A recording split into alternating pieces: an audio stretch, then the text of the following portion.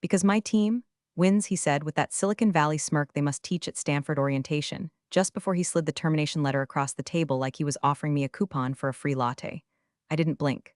I didn't reach for the paper. I just looked at the cheap watch he wore like it was a Rolex and thought, you've got 72 hours before that smile turns into a whimper.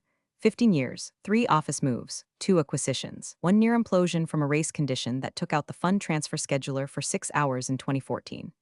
I was there for all of it, while he was probably still coding up weather apps with his college roommates in between trips to Burning Man. Now he's chief technology officer because he has a beard, a buzzword vocabulary, and the unshakable confidence of someone who's never deployed a thing that mattered. You've done good work, he added, faux sincere. But the board wants agility. Disruption, speed. Like that time he demoed a containerized architecture diagram with 5 typos and the MongoDB logo upside down. But sure, speed, I nodded. Not because I agreed, but because I knew this scene. I'd written this script in my head a dozen times since the energy audit started. When HR added a second person to our one meetings. When his new hire with the $200 sneakers started commenting, why is this still in Perl? On decade-old production scripts. When I saw the new org chart before anyone told me about it. And when I noticed I no longer had access to the financial roadmap folder in Confluence. Clues were everywhere. I just stopped pretending they weren't. They thought I'd beg, cry, ask for a soft landing or some bridge to advisory. Instead, I just said, of course. You're the expert. He blinked at that. Maybe a flicker of unease, but I smiled. I smiled like I'd just been told I could finally take my name off the mortgage of a crumbling house. Because what he didn't know, what none of them ever really understood, was that I didn't just work here. I held it together, quietly, invisibly, through 1,000 tiny scripts, patches, duct-taped cron jobs, and undocumented failovers that kept the ship from sinking every damn night. But let's be real for a second, before we go any deeper into the slow-motion tech apocalypse. If you're listening to this and you haven't subscribed yet, now's a great time. Only 3% of folks who listen are actually subscribed, and smashing that like button helps the team crank out more of these digital car crashes in stereo. All right, sermon over. Back to the fire. You'll get a generous severance, he said, trying to soften the blow. As if the real currency here was money, not credit.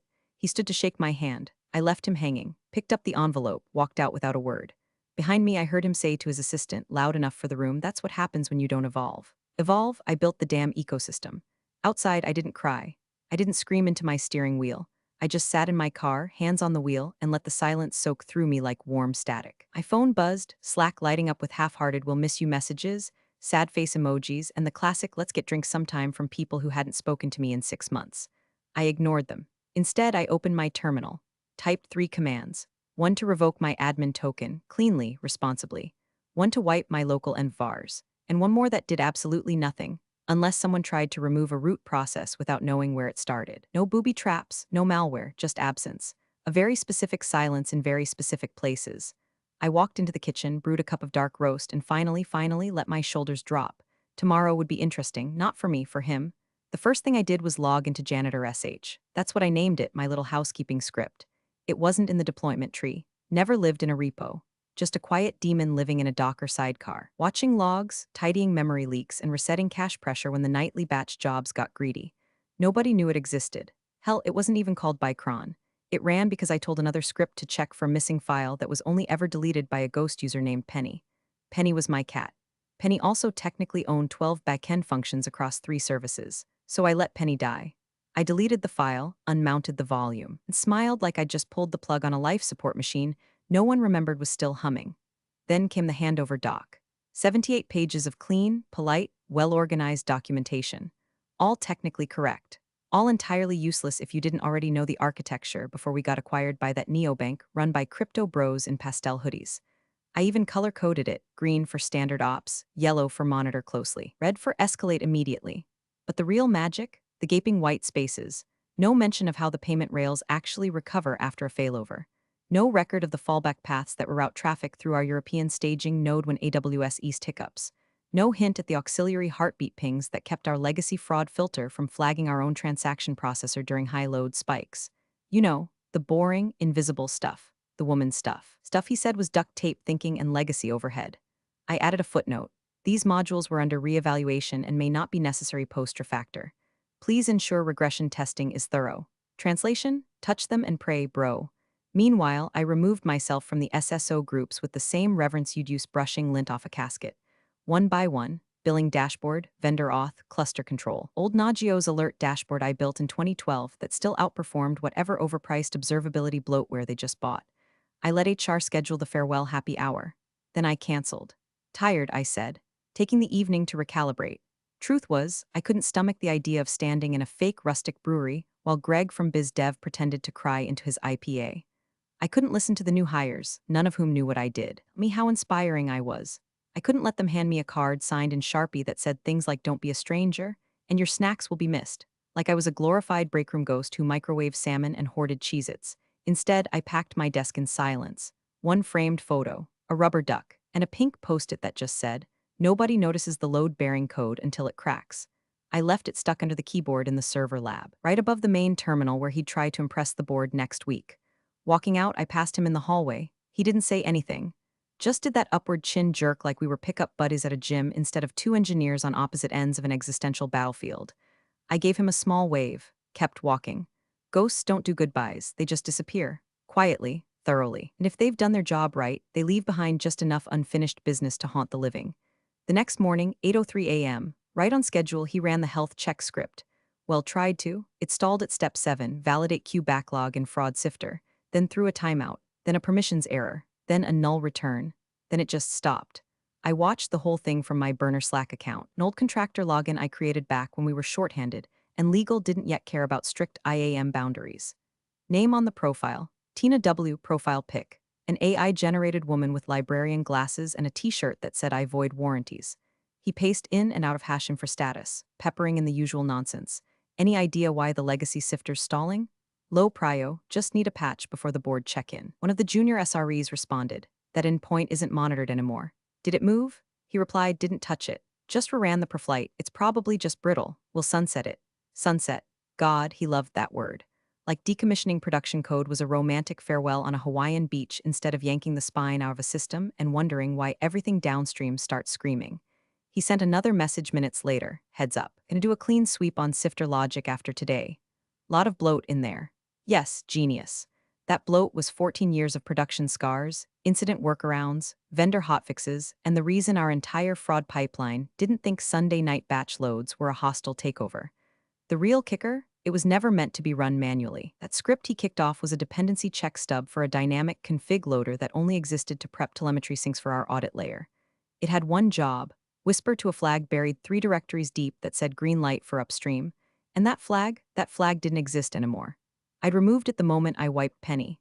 No red flags, no alerts, just silence. Silence that looked like stability until you tried to stand on it. He shrugged in the Slack thread, "No worries. I'll just spoof the telemetry for now." And there it was, the first lie, not a big one, not to the board, not even to the team, just to himself, that this was fine, that he had this. That the system failing to give him a thumbs up was just old tech being dramatic, a hiccup. Meanwhile, in a coffee shop 2 miles away, I sipped a cortado and clicked through Slack like a digital ghost at her own funeral. No need to say anything, no need to intervene, because I knew what he didn't. That script was the canary, and it had just died in the coal mine. He strutted into the boardroom like he owned the damn building.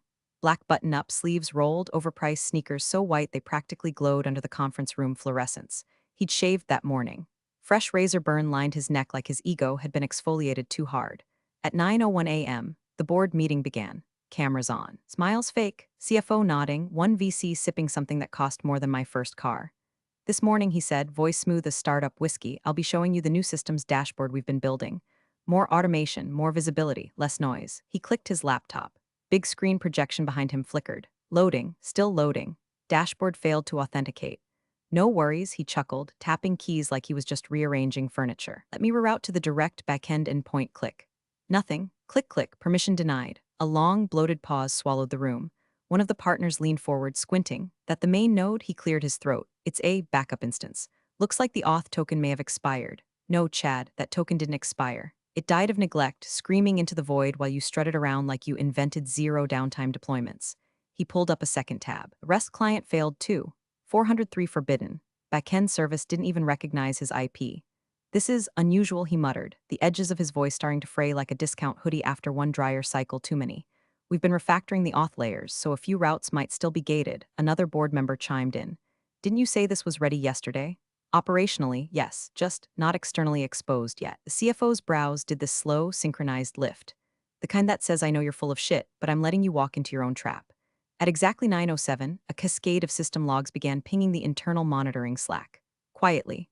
Background noise for everyone except the people who knew what those codes meant. I was one of them. In my kitchen, in my robe, I watched from my phone while steeping a bag of Earl Grey. No need for screen sharing. Just the quiet joy of watching a child try to put together IKEA furniture with no instructions and 6 missing bolts. My stomach fluttered, not from nerves, but from the subtle, carbonated rush of long-delayed vindication. I had set this stage weeks ago. 1,000 tiny choices, removing my name from service owners, turning off failover routes that no longer had an operator, decommissioning the heartbeat that would have told him he was flying blind. He thought I'd left landmines, but I didn't need to. I just took my map with me when I left, and now he was lost. The projector blinked again. Authentication timeout, it said, and beneath that in small gray debug font, expected, root received, guest welcome to the show, Chad, curtains up. At 9:11 a.m., the CTO's hands went from confident piano player movements to full-on guerrilla percussion, palms flat, fingers stabbing, keys bending beneath the force of a man who just realized the audience isn't clapping for his magic trick. The boardroom had gone quiet, not hostile yet, just waiting, like a pack of wolves pausing mid-snarl, letting him writhe a little before they tear the meat off the bone. He pulled out his phone. First call, lead engineer, try to push me elevated access, he barked. My keys being flagged. Second call, DevOps, reset my auth token. Something's cached wrong. Third, security. No, I didn't change my own roles. I have Gotham CTO clearance. From my kitchen, I refreshed the incident dashboard. Alerts blooming like mold in a flooded basement. What he didn't know, his God mode account had been shadow cloned from mine when he took over. But mine had a buried dependency, an old verification service that pinged an IP only I knew to whitelist. And that service had quietly gone dark the moment my severance check cleared. He was writing a skeleton key on a ghost server, and now the ghost was gone. Can we route access through the failover shell? Someone messaged in #InForOps.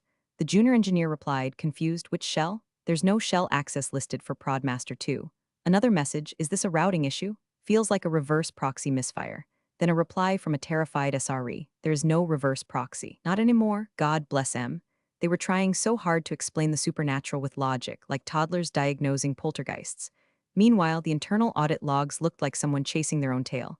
Every token refresh failed. Every fallback led to another deprecated call. Error, permissions inheritance unresolved. Auth node path, missing. Token valid equals false. At 9:17, the CTO re-entered the room, no longer trying to hide the sweat. He said, we're experiencing a minor auth sync issue, likely a leftover from our legacy system. Legacy, there it was again, that word he used to describe the backbone of a system that had never failed once during my tenure. I was gripping my mug tighter than I meant to. The ceramic was warm against my palms, but my fingertips buzzed like I'd just touched a live wire. Not from fear, but release. It's happening. The silence, the spiral. Quiet collapse of a man who thought he could step into the cockpit of a plane he didn't build and fly it through a storm with nothing but swagger and slide decks. This wasn't sabotage. This was subtraction. I removed myself. And now the parts that depended on me on the undocumented, unsexy glue I maintained in the dark were just falling. Back in the boardroom, he tried one more time to access the backend. Logged in as admin CTO. Access revoked. Fallback pending. No user found. He stared. Then slowly reached for his phone again. And somewhere deep in the layers of his panic-addled brain, a voice must have whispered my name. Because 5 seconds later, my phone lit up. Unknown number, area code I recognized. I took a long sip of tea, then I smiled and answered. My phone buzzed once, then again. Third ring, I flipped it over. Caller ID, unknown, but I knew the area code. Knew the ringtone I'd set just for numbers out of HQ. Knew the moment would come. I let it ring. Fourth buzz, fifth. The sound filled the kitchen like a smoke alarm before the flames, the kind of sound that makes people flinch. But I just kept stirring honey into my tea. Long, slow circles. The kind of calm that only comes after 15 years of cleaning up someone else's mess with no thanks and no sleep. Sixth ring. I picked up, flat, calm, measured like a bloodless scalpel. Hello, dead air. Then breathing. Then the sound of a man unraveling in real time. Hi, hey, it's me. Look, something's wrong with the back end. I can't get access. The tokens are failing and the dashboards won't load and nobody seems to know why. The engineer said some routing shell is missing and DevOps thinks there's a dead service loop, but nothing's showing in the logs and the board's still sitting here and can you please help me? Please? His voice cracked on that last word. Please. Like he'd suddenly remembered I was a person and not just the insulation he ripped out of the walls during renovation. I let the silence stretch. 3 seconds, 4, then I said it. You'll need to answer my security question. Another pause. What? I took another sip. Let the warmth spread through my chest like the first breath after leaving a cold room. My security question, I repeated, slower now. You want access? You'll need to answer it. He stammered. Wait, what? What question? There's no security. Are you joking right now? I don't joke about root access. He tried again, scrambling. Okay, was it your mother's maiden name? The name of your first pet? What is this? God, the irony. A man who gutted the infrastructure without ever reading the commit history, now grasping for answers to a question that wasn't in any system. I could hear chairs moving in the background, the rustle of panic, board members shifting, whispered what the hell is going on, and him trying to lower his voice like I couldn't already hear the cracks. I need to fix this. I need to get in, I'll credit you. Whatever you want, just what's the question? I looked out my window. The sun had broken through the morning fog, casting a sharp beam across the windowsill like a spotlight. Calm, cold, satisfied, I smiled into the phone. You'll know it when you hear it. Then I hung up and set my phone face down. He called again, didn't leave a voicemail the first time, didn't leave one the second either. Third time, I let it go to speaker. Look, he said, voice tight and shallow, I need to know what the hell you meant. What security question? We're locked out of backend access, the load balancer isn't rotating, and the cron jobs aren't running. No one even knows where they're scheduled from. I could almost hear the flop sweat rolling down his spine, soaking that smug black button-up he'd worn like armor just an hour ago. The armor was cracking. Now he sounded like a college freshman who just found out Git isn't a backup tool. What's the question? He said again. Just tell me the question. I didn't answer right away. My eyes were locked on the photo in front of me, one I'd printed years ago, taped behind my desk, then taken home the day I left. It was a screenshot from our monitoring dashboard in 2016.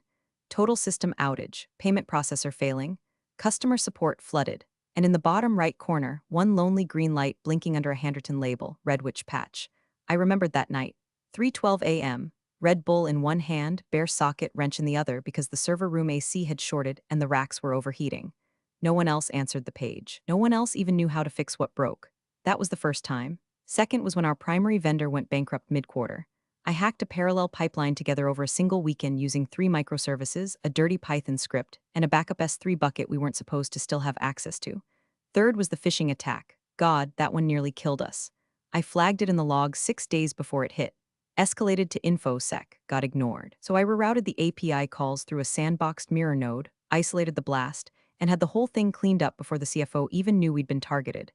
That was the last time I warned anyone about anything. Back in the kitchen, I finally spoke.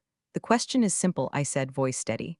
What's the name of the person who saved this company 3 times? Silence. Not dramatic, not cinematic. Just flat, dead silence. Could practically hear the gears grinding in his overconfident brain, trying to scrape together an answer from the PR decks and Slack channels he never read. I don't know, he finally said. It came out quiet, almost honest. Exactly, I said, and this time I didn't hang up. I just let the line stay open. Let him sit in it. Let the realization crawl up the back of his neck and settle like frostbite in his jaw. Because he never learned my name the way he learned buzzwords. Never asked how the patches got made, only why they weren't shiny enough. Never cared who kept the lights on, only that they stayed on. Now they were flickering. By 9:38 a.m., the room had gone from quiet curiosity to that special kind of panic you only see on Wall Street when a CEO starts using phrases like strategic repositioning. The CTO was still hunched over his laptop, fingers fluttering uselessly across the keys like a magician fumbling a trick after the rabbit bit him. The screen refused to yield, backend blocked, audit logs looping, uptime reports offline, cron jobs silent like a tomb. Let's pause here, said the chairman of the board, voice clipped and irritated, and revisit something that's been bothering me. The CTO froze. You said the transition was complete, that everything was modernized. So explain this. Why is the system tied to credentials no one can access? Why are key failovers missing? And most importantly, why was the person who apparently built all this let go without knowledge transfer? Eyes turned toward him. One of the junior board members leaned forward. Wait, are you saying she was the only person who knew how the core systems worked? He stammered. No, we had documentation. I mean, her notes were adequate. Must have been undocumented anomalies. Probably legacy artifacts. She didn't always follow best practices. We had to streamline things. Across the table, a voice finally cut through the fog. It was Nathan, mid-level engineer. Quiet, loyal, always a little too polite for the job. He looked around the table, then at the CTO, and said flatly, we don't even know where the cron jobs are scheduled from. Silence. Then someone added, wait, how is that possible? Nathan shrugged, we've looked. There's no entry in Jenkins, nothing in Lambda. Nothing in the deployment YAMLs, it just works or worked. Until now, someone else muttered she ran everything, didn't she? The CTO tried to stand taller. No, she hid everything, that's the problem. She refused to standardize. Bullshit, said another voice. It wasn't loud. It didn't have to be. It was the head of InfoSec. Logs say otherwise. Her commits were clean, every change tagged, every rollback documented. You wanted her out and you got your wish. The CTO's face turned that particular shade of ash gray that only appears when a man realizes the room is no longer on his side. One of the board members sighed and opened his laptop. Pull the internal audit logs. Let's see the final access trail. Click, scroll, pause. She removed her token, the board member said cleanly. No tampering, no traps, just walked away. Another said so. This isn't sabotage. InfoSec again, colder now, no. This is what happens when your foundation leaves and you don't realize it was the foundation. No one said anything for a long time. Then the chairman asked the question the CTO must have dreaded since sunrise. So, what's your plan? He opened his mouth, closed it. In the end, all he said was, we'll rebuild. And somewhere in my living room, curled up on the couch with the dog in my lap and an open laptop glowing softly across the table, I let out the smallest laugh. Not loud, not cruel, just a quiet breath of something that tasted like justice, because I didn't need to be there to speak. My absence did all the talking. 2 days later, I got the email, not from the CTO, he wouldn't dare. It was from Lillian Tran, a board member I'd only ever spoken to once in passing, during a hallway fire drill where she complimented my boots and asked where the vending machines were. Subject, consulting opportunity tone, we value your historical insight. Translation, please come fix the thing we broke pretending we didn't need you. She offered a generous rate, 6 figures for 30 days of handholding. No pressure, no meetings, just a clean contract and a hope that I still remembered how to save them from themselves. I didn't even hesitate. I declined, politely, graciously. Then I opened my laptop, private repo. Folder name, Atlas Bones, because that's what it was, the invisible skeleton that held everything upright. I opened the documentation files one by one, not the sanitized ones, not the HR-approved version I left behind. The real files, hand-drawn system maps. Function notes with sarcasm buried between the semicolons. Patch history for a bug that never made it to Jira, because I fixed it before the PM even knew it existed. Inline comments like, / fix for that Friday night crash no one wanted to talk about / this route only breaks when someone uses a Samsung fridge as a browser. I took screenshots of every file. Each module. Each invisible thread they'd been walking across like a tightrope they never knew was fraying. Then I zipped the whole archive, encrypted it, titled it Oblivion README, and I archived it. Not to share, not for blackmail, just to remember, to remind myself I was the architect. Meanwhile, the company issued a press release. We are currently experiencing intermittent system issues due to a previously undiscovered configuration drift. Our engineers are working around the clock to restore services. Translation, we pissed off the wrong witch. I closed the browser. Opened the admin panel one last time. True admin panel. The one no one else ever asked about because they didn't know it existed. A clean black terminal blinking softly, waiting for the final command. I hovered over the button labeled Delete Master Token, then below it another toggle, Purge Security question. I pressed both. No fanfare, no sound, just gone. The back door closed. The last trace of me, erased from their world like chalk off a sidewalk before a rainstorm. I leaned back in my chair, let the silence wrap around me like a weighted blanket. And for the first time in years, maybe ever, I felt light, because I hadn't destroyed them. They did that all on their own. I just made sure they couldn't blame the ghost. Thanks for watching, you cubicle warriors. Hit that subscribe button. Unless you're my old boss, then you're on your own. Revenge of the coffee pot strikes again.